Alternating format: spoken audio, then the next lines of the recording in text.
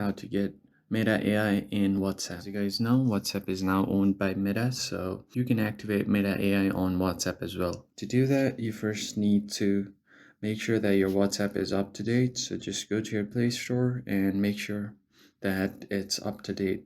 If you see an update button here, right here, you can update the app. And once you have done that, you can just open the app and make sure to log into your account.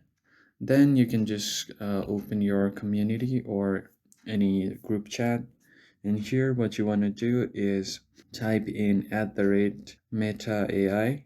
So it's not showing right here because WhatsApp only periodically rolls out this update where you can access Meta AI. Also, it's limited to certain regions for now, and it might be not available in your region if you don't see it, but if you have it available in your region, you can access it by typing right here. And once you do this, you should be able to chat with Meta AI's bot. And if you don't see it, then it's just a waiting game. You just have to wait for some times and you should get the update eventually. I hope this video is helpful. I'll see you guys on the next one.